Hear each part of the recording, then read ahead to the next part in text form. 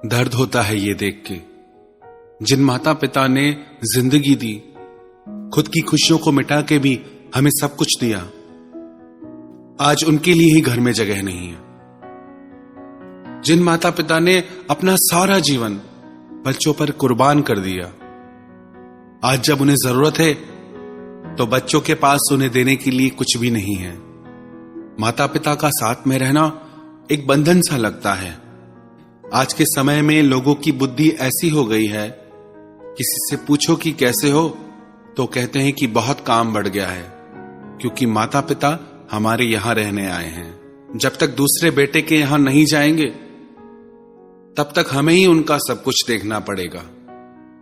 अपनी भाषा को बदलिए और कहिए हम अपने माता पिता के साथ रहते हैं, और हमें इस बात का गर्व है हमारे माता पिता हमें अपने साथ में रखते हैं। घर के असली मालिक तो हमारे माता पिता हैं। उसे जरूरत नहीं पूजा और पाठ की, जिसने पूजा की अपने मां बाप की। हमारी संस्कृति में, हमारे वेदों में भगवान से भी पहले माता पिता का स्थान बताया गया। सबसे पहले मातृदेवो भव पितृदेवो भव। माता पिता प्रथम पूजनीय है। कभी भी जिंदगी में अपनी सफलताओं का रौब अपने माता पिता को मत दिखाना, क्योंकि उन्होंने अपनी जिंदगी हार के आपको जिताया है। जिस मां बाप ने हमें बोलना सिखाया, आज हम उन्हें ही चुप करा देते हैं। माता पिता के ऋण से कभी कोई अऋणी नहीं हो सकता। हमारा वजूद ही उनकी वजह से है। संसार की सारी संपत्ति देके भी वजूद को नहीं खरीदा जा सकता, जिंदगी को नहीं खरीदा जा सकता। कई लोग कहते हैं कि हमारे माता पिता हमारे लिए कुछ नहीं छोड़ के गए।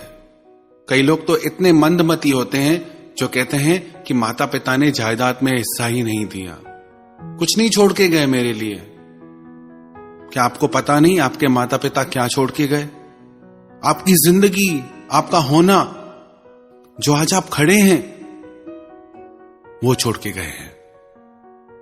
जिसके होने से मैं खुद को मुकम्मल जानता हूं, मेरे रब से पहले मैं अपने मां बाप को मानता हूं।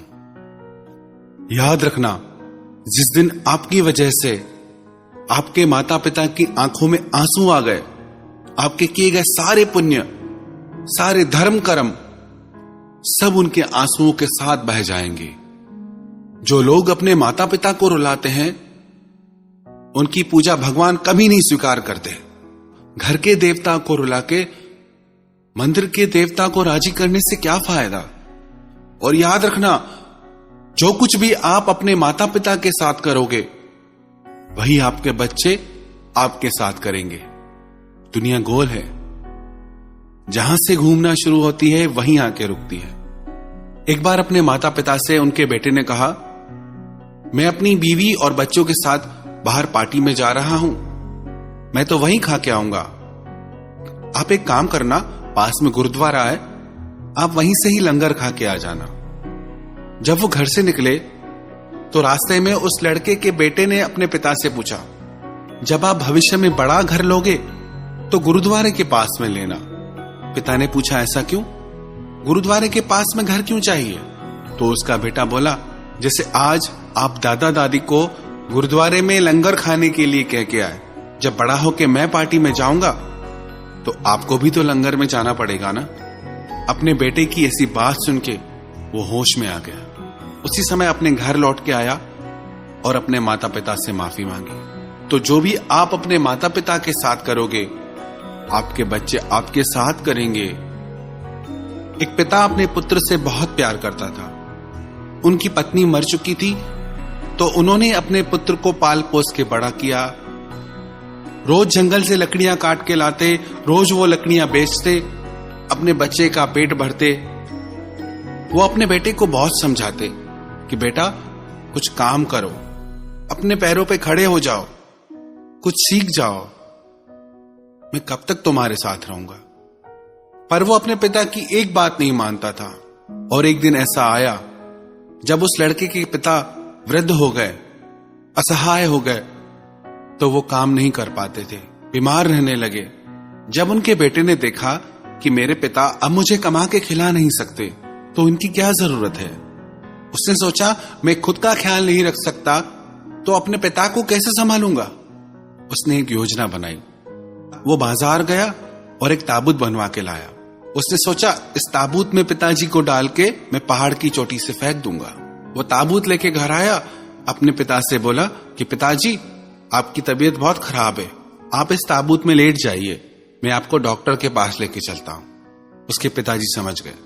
वो चुपचाप उस ताबूत में लेट गए। जब वो लड़का उस ताबूत को लेके पहाड़ की चोटी पे पहुंचा तो अंदर से पिता ने आवाज दी, बेटा इस ताबूत को खोलो, मुझे तुम्हें एक बात बतानी है।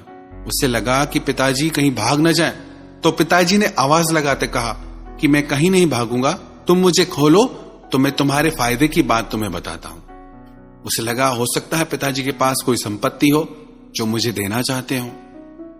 जैसे उसने वो ताबूत खोला, उसके पिता बाहर आके बोले कि बेटा मुझे पता है तुम क्या चाहते हो, मैं खुद इस पहाड़ की चोटी से कूद जाऊंगा, मुझे इस ताबूत की जरूरत नहीं है, इस ताबूत को तुम घर ले जाओ, एक दिन यह ताबूत तुम्हारे बच्चों के काम आएगा, क्योंकि जो तुम मेरे साथ करोगे तुम्हारे बच्चे भी तो वही तुम्हारे साथ करेंगे ना।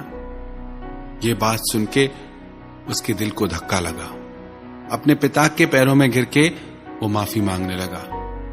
कैसी विडंबना है, एक माँ बाप 4 बच्चों को पालते हैं पर 4 बच्चे भी मिलके एक माँ बाप को नहीं पाल सकते।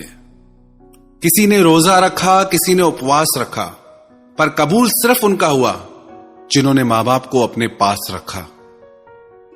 आपके माँ बाप आपके लिए धरती पे भगवान की मूरत हैं। जेब खाली हो फिर भी मना नहीं करते देखा। मेरे पिता से बढ़ के अमीर इंसान मैंने कभी नहीं देखा।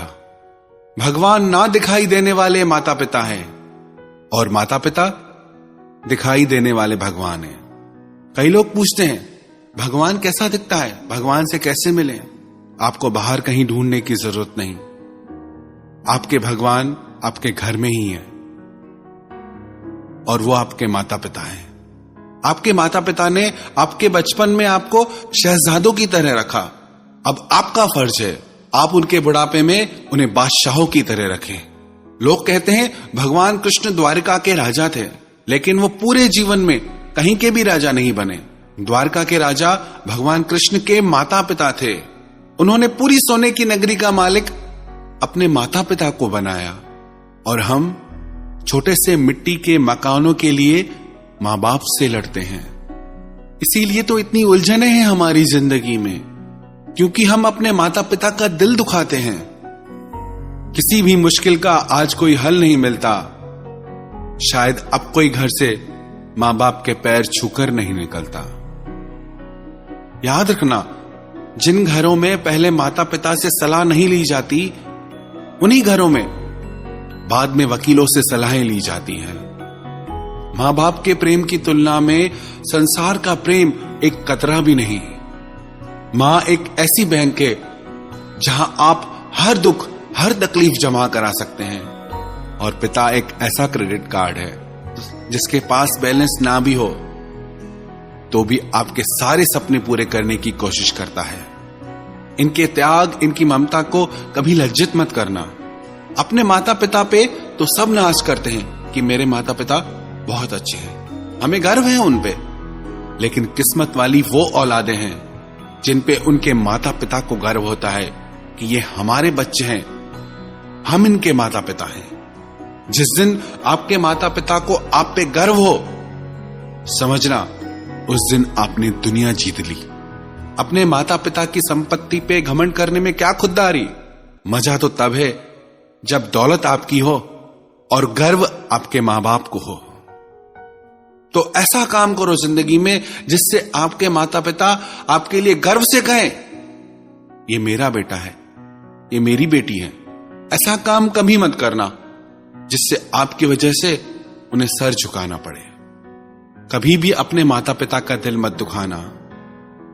नसीब वाले होते हैं वो लोग जिनके सर पर हमेशा माता पिता का हाथ रहता है।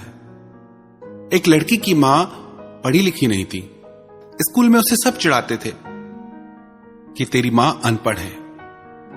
पर उसकी मां अपनी बेटी के लिए घर घर में काम करती, दिन रात मेहनत करती कि मेरी बच्ची अच्छे से अच्छी पढ़ाई कर सके।